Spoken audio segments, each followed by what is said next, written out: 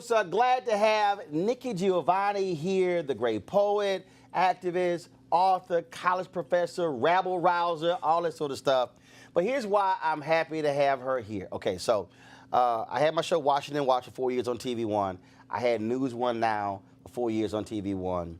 And the problem is I couldn't cuss. So I could say damn, hell, ass. I couldn't say that. Okay, so y'all need y'all to understand, I have been wanting to tell this story. This is flat out one of my favorite quotes of all time.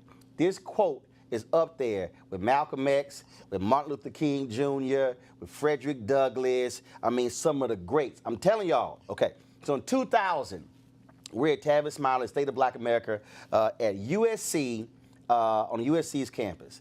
And I think Charles Ogletree was the one who was interviewing Nikki Giovanni on stage, and I think the brother with the New York Daily News, Stanley Crouch, I think he was on the panel. So the question was asked to Nikki, why do you love hip-hop and why do you love Tupac? And this is what she said. She said, somebody got to call a motherfucker a motherfucker. Right there, the whole audience lost it. And every time I had her on the show, I was like, I couldn't say it. I had to dance around it. But that was that is a top 5 all-time quote. I'm embarrassed. I'm an old lady. I'm sorry, but that was hilarious and truthful. Well, it was truthful. It was truthful, and there's no question about that, Roland. I mean, well, you have to sometimes. We've been talking football, you know, and I teach at Virginia Tech, and can I read a poem? Yeah. Because I have a wonderful... Shocking.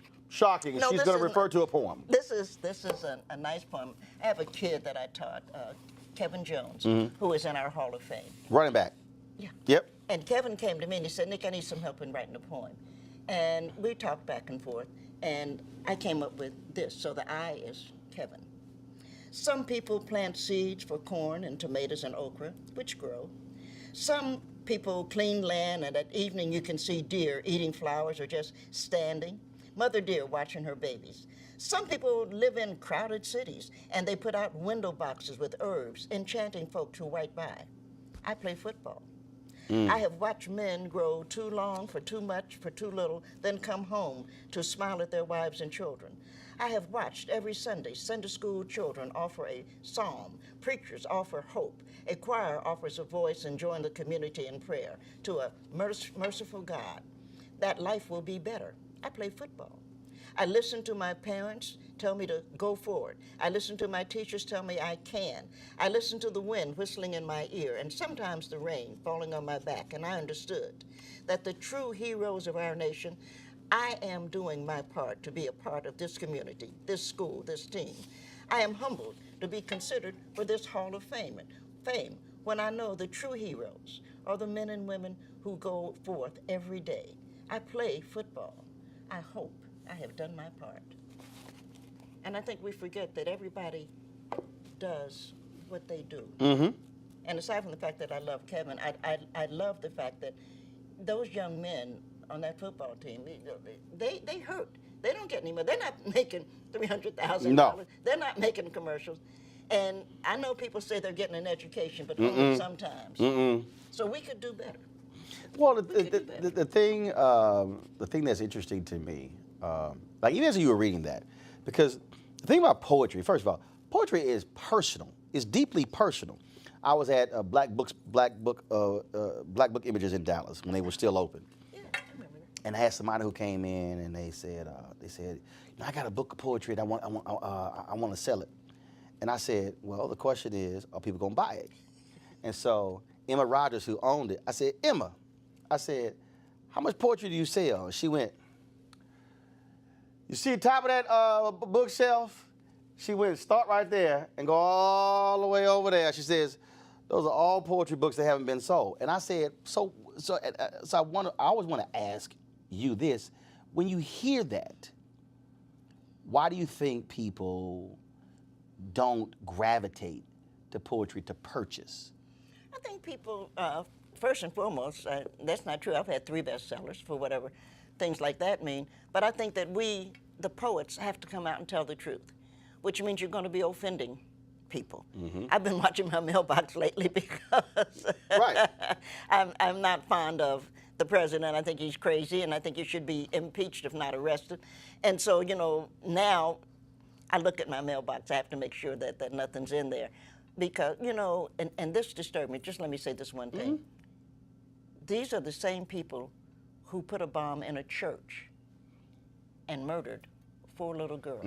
And they want to tell me they're Christians? And the book that they say that they believe in is a poetry book, especially New Testament. And I'm in love with John, the beloved disciple. I know that John was smoking weed. If you read Revolutions, you know he was smoking weed. Me, myself, I like Song of Solomon. Well, that's beautiful. Let me tell you something. If y'all want to read some sexual stuff, read one of them Songs of Solomon's. I was like, dang, Solomon, you were laying it down. But look what Toni Morrison did with it. So you're going to take these wonderful lines, words, images, metaphors, and you're going to find a way to use them. So I don't think you write a book because you want it to be a bestseller. I think you write a book because you want to tell the truth. Right. Well, now here's what's interesting though. So while you were reading that, ask somebody who speaks all across the country, and ask somebody who tells stories when speaking. Actually, as I heard that, and when I went to page 106 and read it, I said, "It's not a poem. This is a little speech." I mean, literally, literally what he. As I read it, I'm going, wait a minute. He could walk to the podium, and to accept an honor. That was a speech. I hope so. So it calls you to look at it differently, as opposed to, oh my God, that's a poem. No. That was basically a speech. It's a poem. He's married to a wonderful young lady, Robin, and they have a couple of really wonderful kids.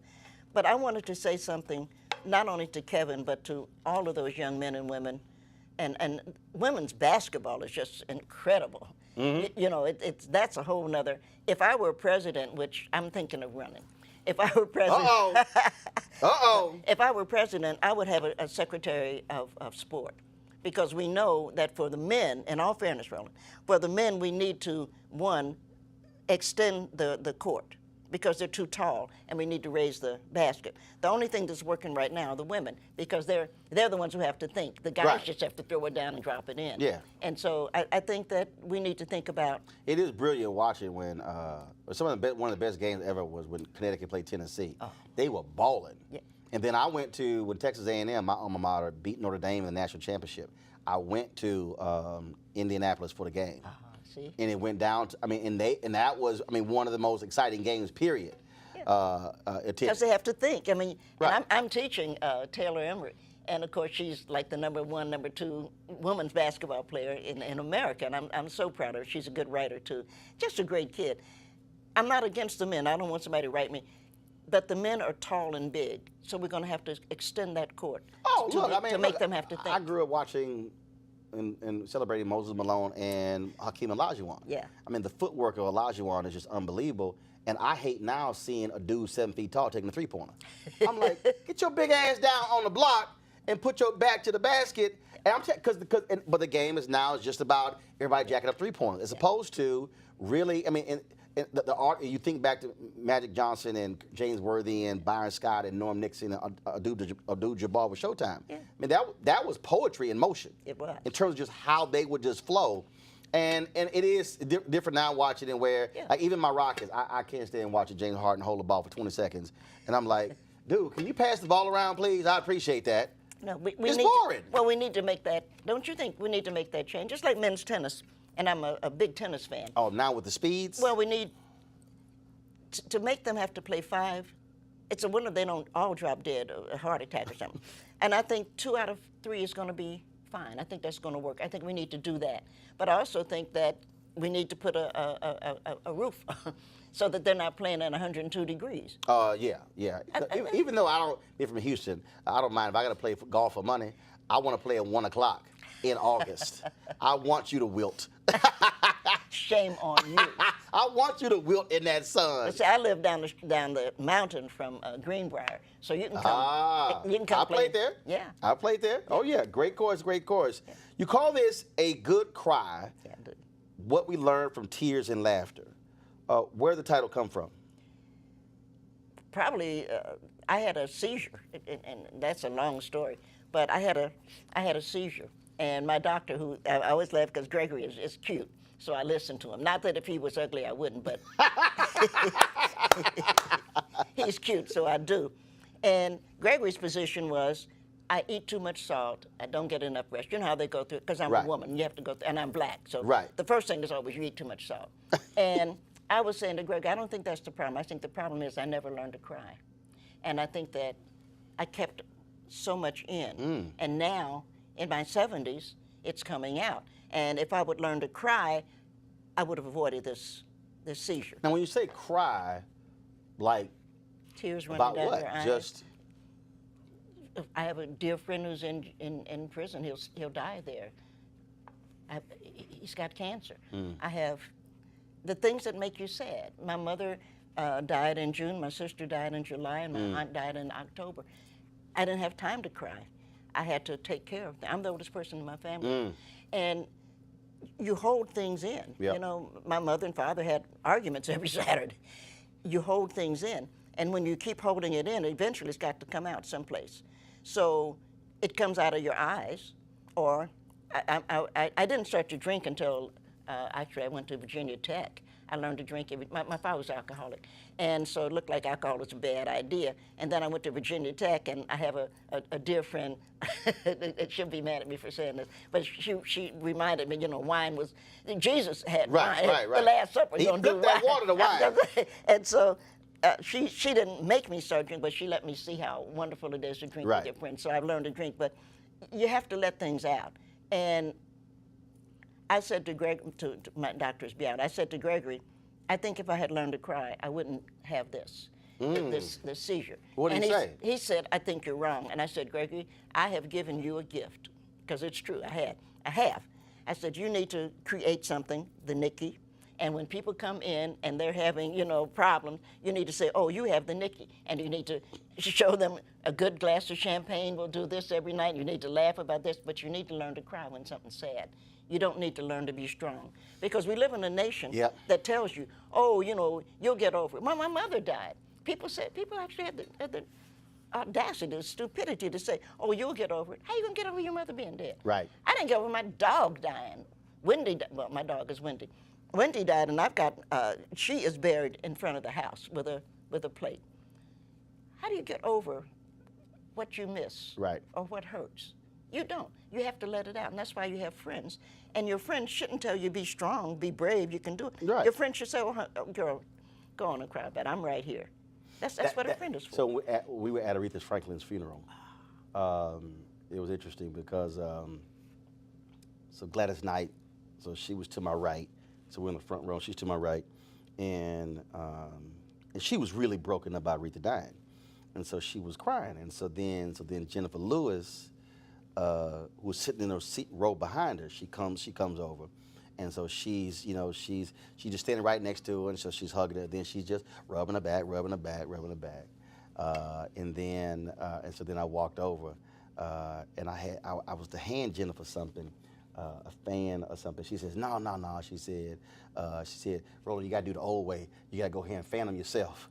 But it was just one of those things where, again, versus just letting her sit there alone, she didn't say anything. It was just there, just to rub her back. Yeah. Just to rub her back. Well, you know, Aretha is my soror. She's a Delta, Mm-hmm. and the Omega's ceremony was just beautiful. My wife was there. And she's when a Delta. Yeah, she was there. Of course. I mean, she flew in crazy for as it. you are, and she had. I know you had to marry a Delta, and of now course. hold up, she wasn't a Delta when we got married. She married an Alpha. But she got rid of him, didn't she? No, I'm the Alpha. You're Alpha. And then she joined Delta later. Okay. So she married an Alpha. Well. See, I always mess with the Deltas on that one. You know, I had the pleasure of knowing Rosa Parks. Mm-hmm. And I would talk to Miss Parks. Miss Parks was a tea drinker. I would talk to Miss Parks. We just, like we're doing.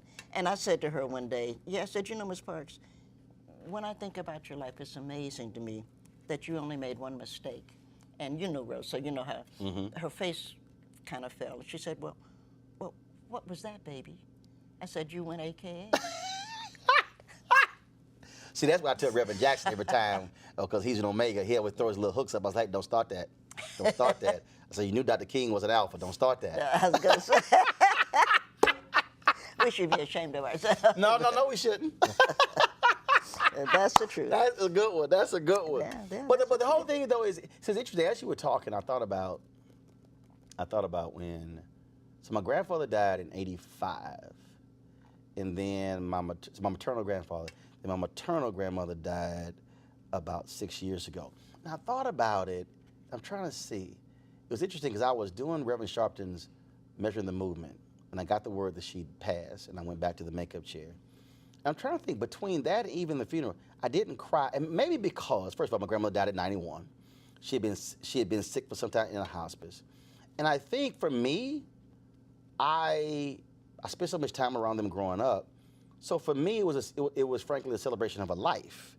Mm-hmm. And so it wasn't. Now, what is interesting, because as you're talking about crying, it's the weirdest thing. Like, I can be watching a movie, or I can be watching a sports moment, and it's this huge moment, and all of a sudden I realize tears are coming down because it's a euphoric moment of joy. Like, I ain't even involved in it. And so it's interesting. So I think about that in terms of just another way of tears versus just one that's a sadness. And it's weird. Let me ask myself, like, why was I crying on that? And it's just, you know what? Seeing somebody being happy or being happy for them. Yeah, for me, I've learned, because it's been a while. For a year, I couldn't drive because my doctors were afraid, that I'd have another seizure or something. Mm-hmm. But for me, I learned that. And for me, it has been sadness, because now when I'm happy, as you can see, I'm sitting here, I laugh. But things that make me sad, I don't try to make it all right. Right, it is what it is. It's sad, damn it, and I'm going to sit there and cry. And any fool that'll tell me don't cry, it'll be all right, I'm going to get rid of them. Yeah, my wife, of course, ordained minister, but also a certified grief counselor. Yeah. And, walks folks through that, and look, both my parents, 71. Still living, active, and all this little stuff along those lines. But yeah, when I've had fraternity brothers who've lost their dads recently, and I reached out to them, and I'm like, I said, I understand that relationship, especially black men who've had fathers who were still in their lives who passed away. I mean, it's a whole different sort of connection. Yeah. And men, of course, are worse than anybody, because men are like, I gotta be. And men need to learn to cry, because what you end up doing is you don't cry, but you kick your dog. Right.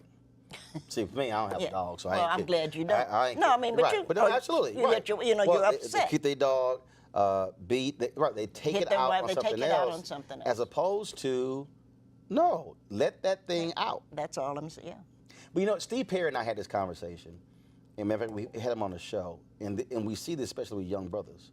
So like now, when I take pictures with young black men, I'll tell them, if you're not smiling, we can take a picture.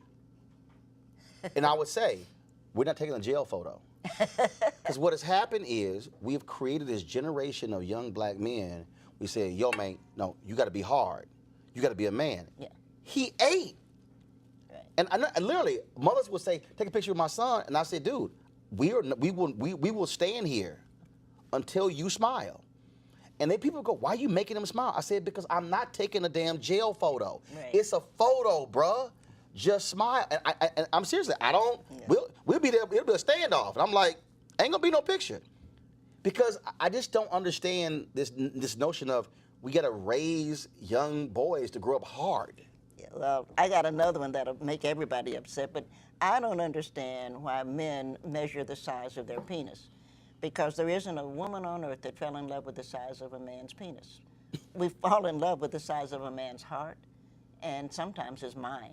But we don't fall in love with the size of his penis. And we've got the President of the United States, fool that he is running around talking about the size of his penis. Mm-hmm. That doesn't make sense. And that's interesting, because there's a woman who's, Shanae Hall, is a radio personality out of Atlanta, and she posted this statement on Instagram. Somebody asked her a question, and she said, I need all these attributes in a man, and he has to be 6.5 inches. and these people start commenting all on, and I was kind of like, I said, baby, it's a whole bunch of brothers. I said, who the right one for you? I said, and you don't. I said, you running around passing them up. I was just jacking with it. She's like, well, I'm just being honest. I said, okay. See, that's stupid. That's stupid. And we've got boys growing up thinking that they are people because of the size, for lack of a better word, of their dicks. But the men who then, okay, a woman has to have these physical attributes, these attributes, as opposed to, I mean, the reality is, when we do see people, and I tell people all the time, people like, Roland, looks don't matter. I said, first of all, you're lying. I said, because the bottom line is, if we in a crowd and I spot you across, there's something I'm looking at that caught my attention. Right. Okay, I'm like, y'all can talk about, no, but it's what's on the inside. I'm like, I don't see the inside across the damn room. But you know, you feel something. When you're, right. Roland, I have on a pair of earrings. Mm-hmm. My parents were poor, and my mother worked, you know, we were poor. These are diamonds. Mm-hmm. And Mommy knew that I liked diamonds. Mm-hmm. For my 40th birthday, she gave me this. Diamonds are just rocks.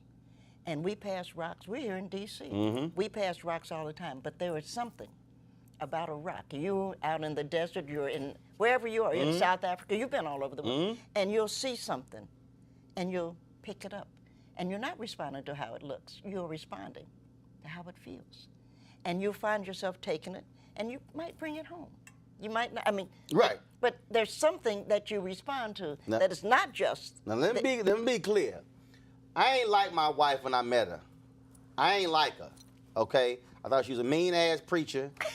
I did not like her. And I told this story to Bishop Jakes on TBN. Oh. Yes, on Christian television.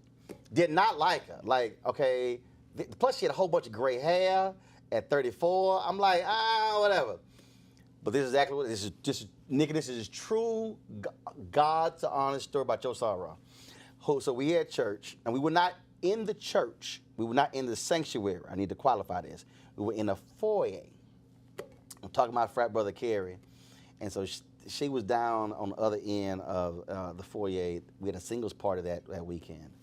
And Carrie was talking, and I went, damn, Carrie, Jackie got an ass on her. What?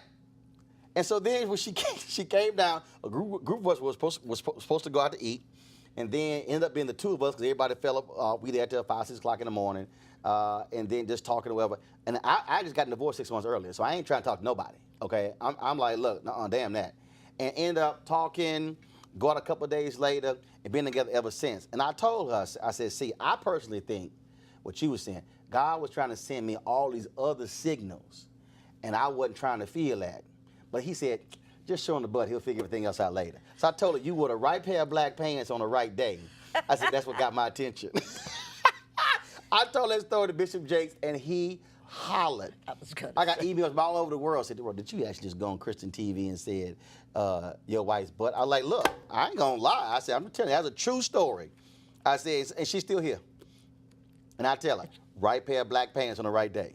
There's power in the black woman's booty. I'm just saying. There might be, but there's something more. Oh, yes, of course it is. Of course it is. Yeah. But them right pair of black pants. Well, black pants matter, but you see what you love. You know, I've had a theory, and I'm going to retire in a couple of years, and so I'm going to have some time to work on that. My basic theory is that there is nobody white in America. The only people who could possibly be white are, in fact, immigrants. Okay. Because American white people, especially the rich ones, they had babies. The wives had babies, but they didn't want their wives to be messed up. They didn't want somebody else fooling around with those tits. And so they would send the babies down to the slave quarter, and they would, the slave mother would feed the children. You are what you eat. So the richer you are and have been, the more likely it is that you are in fact black. Got black DNA. Absolutely. Just don't quit. But of course, it's just do it. Just do it. I mean, that's just Colin. don't quit. I love Colin. I mean, I thought, what a great kid. What a great kid. You know, I grew up with, well, not grew up with, but my generation, Muhammad Ali. And he was a great man, just a great man. And the Tommy Smith, yeah, John Carlos. just great. And just celebrated the 50th anniversary of that. Yeah. Yeah, they're just wonderful people, and to see him take that stand, you know. Now, I interviewed Jason Whitlock, and Jason Whitlock said, he said, all y'all keep trying to compare him to Ali. I said, well, first of all, I said, I don't compare him to Ali. Ali is Ali, Kaepernick is Kaepernick. So we had this vigorous debate because he feels as if Kaepernick should be more aggressive in talking. I said, look, not everybody is going to be like Ali. Right. Not everybody is going to be as talkative as he was. I said, everybody does their thing in their own way. Mm-hmm. That's quite true. But he's talking all over the world. Right. Because when I saw that, I went out. And, of course, I have a lot of credit, so I don't have to worry about that to my credit card. I went out and I bought T-shirts, I bought sweatshirts, I bought tennis shoes. I did the whole thing. And my class was laughing at me. You know, I teach a class every day, Tuesday and Thursday. And my class laughed. I said, no, he doesn't need me.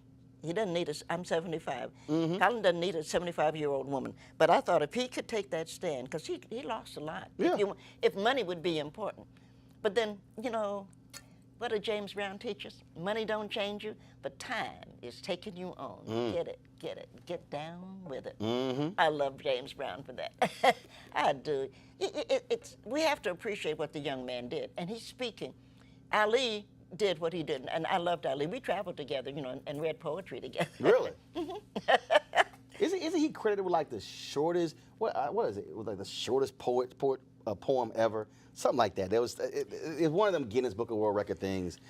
Credit, but he first of all, watching films and things along those lines, and surely it had to be a hoot traveling with him. Oh, it was a lot of. Well, first of all, his wife. You know, he was. What's the word? Word is a cock hound. He was a lover of women. That would be the other word. He took pleasure. But his wife trusted me, and so we would be going someplace. You know, he went on the bus. He always had the bus.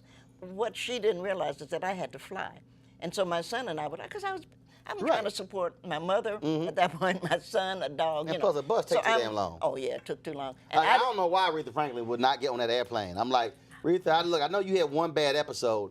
But I remember she called me once. She's like, oh, Roland, I'm going to have to get on this plane because this long bus ride across the country. I'm like, Queen, that's too long. It's too long. I don't even want to take a connecting flight. I want a direct flight. Yeah. I am not taking a bus 2-3 days to get somewhere. But, you know, speaking of Ree, she could have taken that time to just relax. Mm-hmm. And she had a great sister. I knew Carolyn. Mm-hmm. You know, I knew Aretha, but not well, but I knew Carolyn, you know. And she had a sister, and I didn't know Emma at all. Sometimes you need, when you're as famous as that, sometimes you need some time to yourself. Buster's work. I didn't have time to be bothered with it. Oh, yeah. So his wife would say, how was the trip? You know, I said, great. Really smooth, yeah. It's none of my business what Ali did. I'm not going to be married to it's not. When you think about these iconic figures, the thing that, because as you were talking, when you mentioned teaching, Dr. Maya Angelou, so a month before she died, and I had never in my life thought about it this way, because when you're talking about teaching, so we had the National Portrait Gallery, they unveiled her portrait, and then they had the Smithsonian Museum of African Art, so they had a birthday celebration for her. So I'm interviewing her, and I think I made some reference to my brothers and sisters being teachers. She said, no. You're a teacher. She said, I watch you. You use the medium to teach. Talk about that you don't have to have the title teacher to actually teach people. That's true. Whatever lane you're in. Whatever you're doing. Let me tell you this about Maya. Maya was only 2 hours away from me.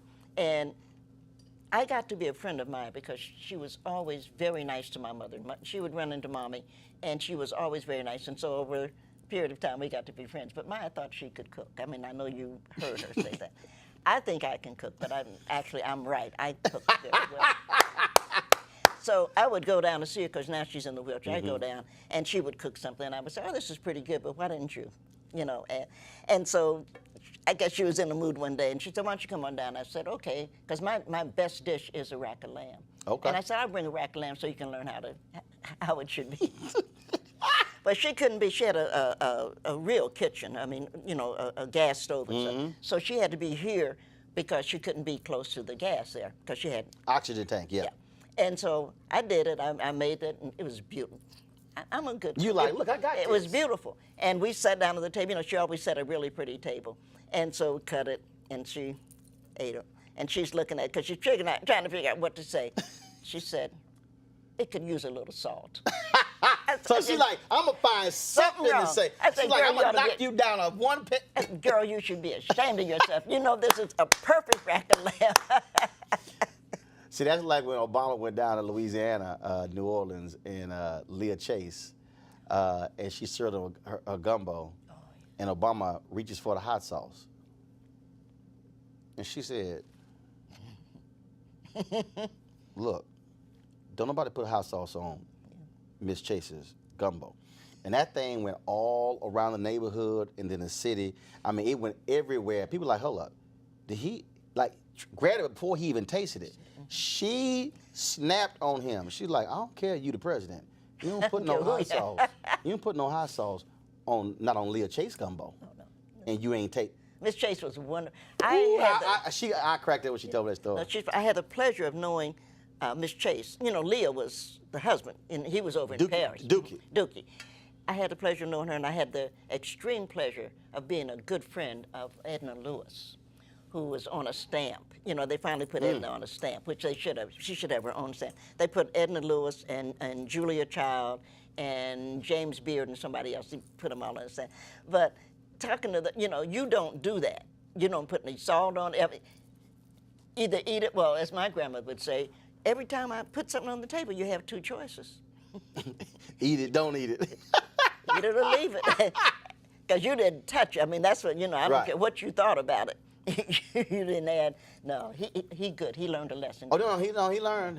Because she checked him. Oh, yeah. She's like, I don't care, you the president of the United States. She's like, you don't put no hot sauce on Miss Chase gumbo. That's right. Right. So no, he learned that lesson. Right. He felt that lesson. He felt that one. Yeah. When you think about all the things that you've done, is there something that you still wish, dang, you know what? I want to do that. Well, I have the pleasure. And I tease my son. I only had one child. I have a son. And my son had a daughter. And so I tease him all the time. I said, well, you know, no matter what you've been doing in your life, he's a lawyer. I said, but no matter what, you did one really good thing, no matter how you look at it. I said, you had the sense to have a daughter. And it's like, oh, God. But I'm into, right now, global warming, actually. Okay. And it's just a part of, I'm into space and stuff. The Arctic Circle has a worm. And I'm always doing this, but actually you can't see it. It's a teeny tiny worm. And the worm has committed or given a community. The worm lives under like 45, it used to be 45-degree frozen. So it should not have been able to create a community. Right. But now that it is warm, it's coming down. Wow. So we know that the biggest predator on Earth is us. Human beings are the worst predators. We know that the second biggest predator is the sea urchin. And everybody's upset about the sea urchin, which tastes delicious, by the way. I don't know if you like sea urchin. Never had it. Delicious. Okay. Just cut the head off, and then you have to put to drain everything in it out, and you take tweezers and pull the That sounds like a lot of work. But see, that's a lot of work. Don't laugh and don't correct me, okay? I taught my granddaughter how to fix chitlins. See, I don't want to hear it, Roland. Let me tell you something. Oh my God. Go ahead, go on, finish the story. We have a history, and if I don't teach Kai how to make chitlins, who's going to teach her? No, it's just pork. No, I'm smelling this because, you understand, I went to my grandmother's house. Oh my God. I hit that door, and them chitlins hit me, and it almost sent me into a coma. I ran out that door and stood at the edge of her yard. And my daddy came up, because I went to the house early. He's like, what you doing? I said, yeah, man. Say, dog, I can't go in there. The funk of them chitlins hit me. I said, Dad, I can't do it. I said, so, because my grandmother had a catering business. And so I worked with this since I was 7 years old. And we had to prepare for some wedding. I was like, say, man, I can't go in that house. I said, the funk of them chitlins, I can't do it. Turn them inside out and clean them. But now, of course, they can be frozen. so you're not having any smell. But do you know, you really aren't, do you know where most of the chitlins are coming from now? Where? Denmark. Why? I don't know. But if you go to Kroger, do you have a Kroger here in Washington? Yeah, we got Kroger. If you go to Kroger, you'll see a package, frozen, 5-pound, Denmark. I think it's the most interesting thing. I'm gonna go talk to them Denmarkians. It's delicious because now they're really clean. All you have to do is you have to check them, but no, they're clean. And beer, God created beer for only one reason. What? To cook with it. Nobody in their right mind. I was sitting there looking at that fool on the Supreme Court now, talking about he drank a beer. No, you didn't drink a beer because beer won't. Well, nobody drinks beer that much that you can't remember anything. But beer was made to cook with. Really? Oh, yeah. You get with your chitlins beer, you get your garlic. Come on now, some cilantro. Oh, cook it low all day long. No, I can't. Oh my God. Roland. Between chitlins and pig's feet, and You know who makes the best pig feet? Aside from somebody like me. Ooh, this conversation is killing me. Oh no, the Japanese. Oh, they do a wonderful because you boil them until and then you split them, and then you put your red sauce, put them in the oven. It's kind of like a barbecue. Oh, and they're so hard. I live in Appalachia. One of the most difficult things to find is pig feet. Praise the Lord. Roland. They're being shipped out. Right, but they're in that slimy jar, and you're looking at them. No, not pickled pig feet, real pig feet. Well, what's the difference between the pig feet in the jar? It's pig's feet. You boil them. First of all, you have to clean everything, but you boil them low, right? A little beer, your garlic, just boil them. And then when they're done, because that's an all-day. You eat hog-head cheese? I hate to answer you. You won't kiss me. Oh my God! My grandmother and grandfather loved hog-head cheese. Yeah. We had to stop right there. I said, "Hold up, we ain't gonna get to the cheese part. I'm gonna stop at the hog-head part." I'm telling you. Well, okay, you gotta understand. My grandparents, born and raised in Louisiana, Opelousas, Louisiana. Okay. And they moved to Houston. And so growing up, I still had relatives who lived in Crosby, Barrett Station, Baytown, which when we had the great Creole migration from Louisiana to California, they stopped all along the way. Mm-hmm. So I got relatives in all those towns. And so one time we went out and they went and got the hog, and it was in the back of the car. Then they had to kill it. Yeah. Okay, all right, so they shoot it, okay, hit it with the gun a couple times, BB gun or whatever the heck, and then they threw it on the table, then slicing it up. Yeah. So went through the whole deal, making a crackling, and then split that whole deal apart. And I was kind of like, I don't really need to see this process. I'm good. I'd stop by Kroger, and I'd pick up the sausage that way. I wasn't really trying to see the whole process.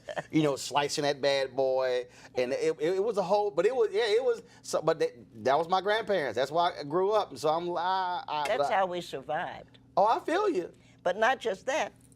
We slaves. There must be a better term. But we slaves were the ones who changed American cuisine. Yeah, that's true. Yeah. We showed what can be done. And the thing that I love best, and I have a lot of white friends, so I get to tease them about that, is greens. Mm-hmm. Because my white friends often used to think, well, what you wanted to eat was the greens. But what we as black people knew was what you wanted was the pot liquor. That's why we became strong and smart. But you can keep that hog-head cheese all to yourself. Oh. You can take my portion. You are more than welcome to have my portion of chitlins, hog-head cheese, pig feet. You can have all that. I sit right over there, and I just be cool, with a Kit Kat. I'm gonna call your wife, and we're gonna get you into. We're gonna get you into urchins, sea urchin. You have to try it. First of all, what you just described is way too much work. I'm not trying to sit there. Tweezers? Well, yeah, you have to pull the insides out. No, hold up. That's the chef's job. Just bring me the finished product. Well, you rich. Bring me the finished. Look, my brother is an executive chef. What? He can do all that. Ask him. I ain't doing. That's too much. Look, I don't like dealing with crawfish. Oh, I ain't doing all that. You not like you from Louisiana? No, I eat crawfish, but I'm not sitting there all that damn time getting a little piece of meat out of that. Look, Get me the finished crawfish, okay? I'm not going with some shells and everything. I can't do it. It's too much. Nigga, it's too much work. They sitting with a bib on and they over there hunched over. Yeah. And they working it and it's a little bitty piece of meat. Oh, yeah. That's too much work, nigga. I ain't got time for all that. I'm like, let the chef do all that. I'll pay you. Don't worry about it. Shame on you. Yeah, shame on me. Plus, you understand. Look, I'm a stubborn eater. First of all, I need to know what that is. Hey, what's this? Like, I don't do candlelight. I'll get my phone, hit the flashlight. What's this? I want to make sure something not crawl up on that plate with that candlelight. No, I want to see what's crawling. I want to see what's on it. You don't understand. Hey, Henry, my production guy, he got a whole list of stuff I don't eat. Like, I can't stand cold food. Damn it, you better heat that food up. You wouldn't want raw oysters then, would you? Oh, no, I'm good. Good. I stick with catfish. You're missing half the... I stick with catfish, scallops, shrimp. I'm straight. But you know what's making a big comeback? What? Which I can't eat, rabbit. No, I pass. Rabbit is making. But I remember cooking. I was babysitting. I live next door to Morgan Freeman. I was babysitting for his daughter and my, and so I went down to the market and I had gotten this rabbit and I made rabbit stew. I thought it was really good. And Thomas my son always wanted to know, well, what are we eating? And I'd always share it with him. I'm with him. And he's like, well, what have we got? And I said, oh, we're eating rabbit stew today. And he looked up. He said, you mean we're eating Bugs Bunny? That's the last time I cooked rabbit. That's the right, because you just scarred that boy for life. I have. Okay. No, seriously. Look. People, I don't experience. Let me tell you something. So Jay, it's a true story. So we in China. Now Jay's white. Okay. So Jay believes in experimentation. I don't. Okay. I'm black. I keep my stuff simple. I ate at McDonald's all 5 days. No, I had to, because you don't understand. I was hungry as hell all 5 days. So we in one of these open markets. I mean, it's, steam is rising, all kind of different stuff like that, and it smelled good. Don't mean it is good. So they had all this corn, this corn on the cob. And so Jay goes, well, he said, I'm gonna try some of this. I was like, man, that's you. I'm good. Jay bit to that corn. What the hell was it? Feed corn? He bit. Okay, that wasn't a good idea. He like, okay, that wasn't a good idea. It was feed corn. I said, oh, you thought it was regular ass corn. I said, see, Jay, that's the difference between me and you. You're white. You will do that. Well, I'm not white. I said, I'm black. I'm going to stay in my lane. Shame on you. You asked me what I would like to do. The one thing that I cannot do because it's over was I always wanted to go with Anthony Bourdain to Vietnam because they make the best chicken soup in the world. You sure it's chicken? And I thought, boy, wouldn't it be great? I was so sorry he committed... You sure it's chicken? Well, Anthony, no, I'm not sure. I don't know. I have to think about it, but it's delicious. Right, I got you. But Anthony always said he wouldn't eat human, which was smart. I'm kind of with him on that. I am, and he won't eat dog, and I'm with him on that. I'm with him on that. And then the rest of it, then you have to be careful what you eat when you're eating in Korea, especially. Yeah. But I thought, boy, when I was so hurt when he committed suicide, I didn't know him, but I thought, wouldn't it be great to be able to find a way, and we'll go to Vietnam, and we'll just do a show like we're doing this, and we'll eat their stuff. I don't know, Nikki. You might be eating by yourself. I might be commentating. I'm just not. Look. I know what I like. I know what I like. Like Houston's restaurant. I've ordered the exact same thing for 15 years. Oh my. I don't even look. Here's the problem when you eat something and you switch it up. Now your palate's messed up and now you're mad. No, you're mad. Look. My first wife. My God. First of all, I used to like hanging out with my family because my family we cook. Okay, the whole family cook. Every man in my family know how to cook. Right. We don't need no women in the kitchen. Y'all go sit down. We don't need y'all in here. Okay, so we can all cook. And my family, everybody, we got food. We do it up. Nikki, I'm not lying. It's a true story. We go to her parents at San Antonio, just the two of them. I'm like, damn it, we going to eat Chinese. I'm not trying to eat no damn Chinese on Christmas. What's wrong? Damn it, I need a real meal. We go to this Chinese restaurant. It is the most god-awful food. I'm mad. I mean, we eat bad food. Not you mad. You want to cuss folk out. The only thing I had on my mind was going to the store and going to buy me a Mrs. Smith Dutch apple crumb pie and some vanilla ice cream to get that taste of that bad Chinese out my mouth. Nikki, why we go to 4 grocery stores, I can't find no Mrs. Smith Dutch apple crumb pie at a single store. I gotta sit there at that house that night, mad, cussing, that food in my mouth, that taste on my palate, cause it was that. See, bad food will make me mad. Kiss your wife. That didn't do it. I was mad because she the one who took me to the damn Chinese place. So Kiss she your could have kissed me. I did. She could have kissed me. She could have did more than that. I would have been like, damn it, that bad food. Oh. Bad food will put you in a foul mood. But great food, like you bring me some bad gumbo, I'll cuss you out. It better be some good gumbo, because I love gumbo. Yeah, gumbo's good. I love okra. But I make good ice cream. I'll have to do that too. I do homemade ice cream, yeah. What flavor? I make mostly vanilla. I make my grandfather's recipe. See? I like vanilla, you know. Grandmother liked pineapple. I like chocolate. Well, you can always add chocolate. Put your finger in it.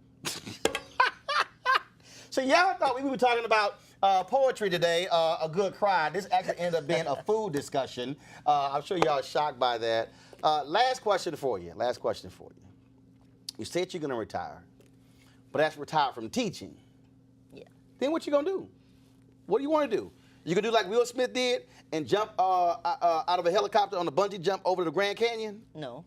Okay, all right. No, I'm going to write. I'm trying to write a couple of books. My granddaughter and I are going up to the Arctic Circle. Okay. We're excited about doing that, and I'm going to learn. Now, see, I hate to say this to you, but I want to learn how to use chopsticks. And I can't. I think it's so neat. It is. I go, hey, that's cool. Bring me that fork. I know. I try. Nikki, you gonna starve by like one little rice on the thing?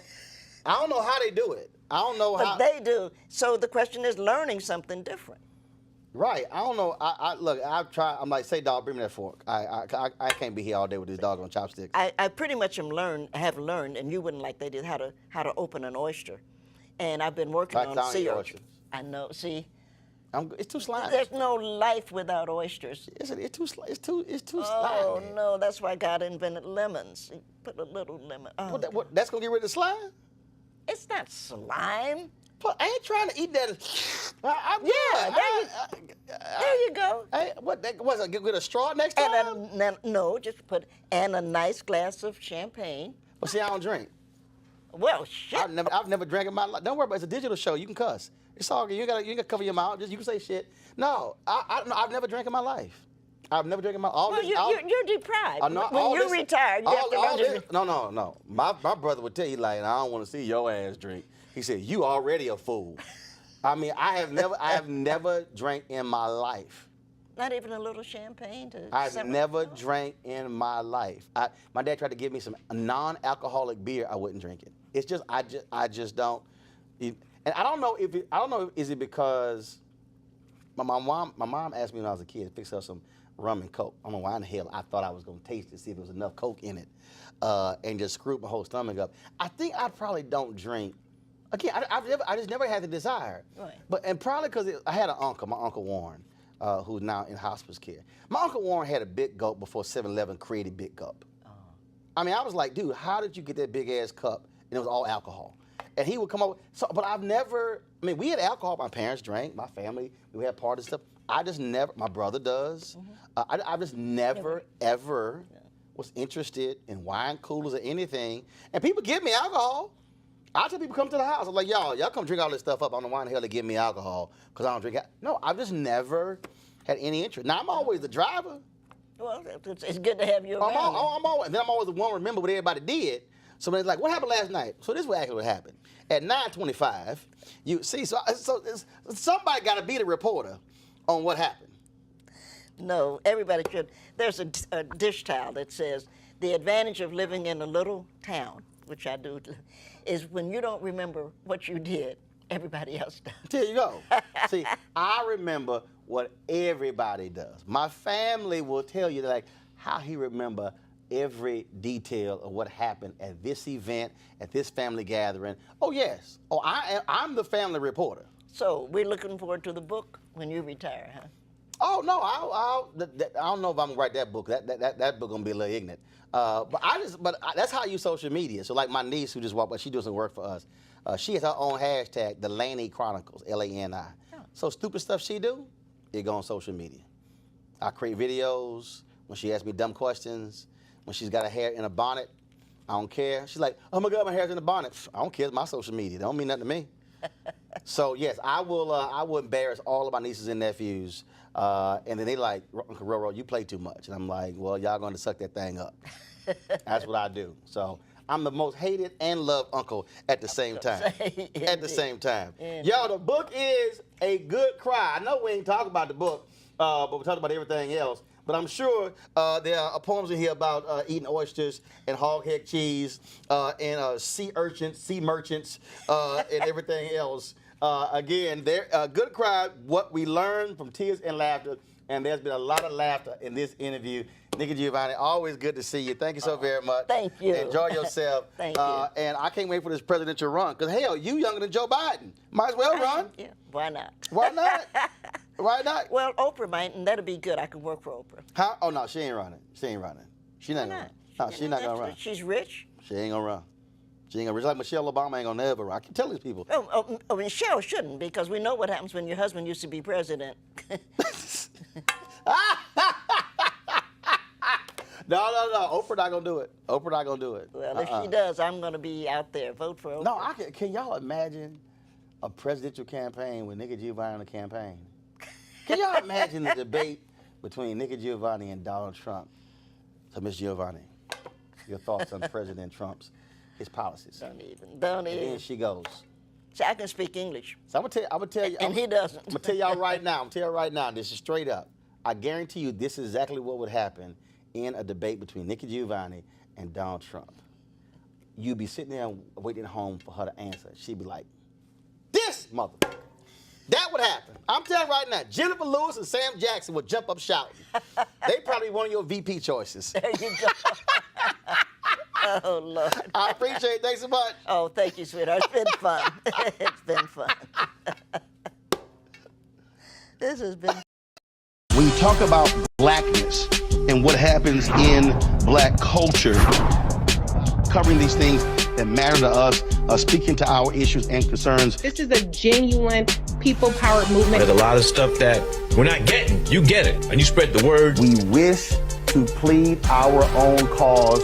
Too long have others spoken for us. We cannot tell our own story if we can't pay for it. This is about covering us. Invest in black-owned media. Your dollars matter.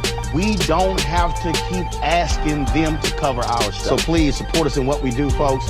We want to hit 2,000 people, $50 this month, raise $100,000. We're behind 100,000, so we want to hit that. Y'all money makes this possible. Checks and money orders go to P.O. Box 57196, Washington, D.C. 20037-0196. PayPal is R Martin Unfiltered. Venmo is RM Unfiltered. Zelle is Roland at RolandSMartin.com.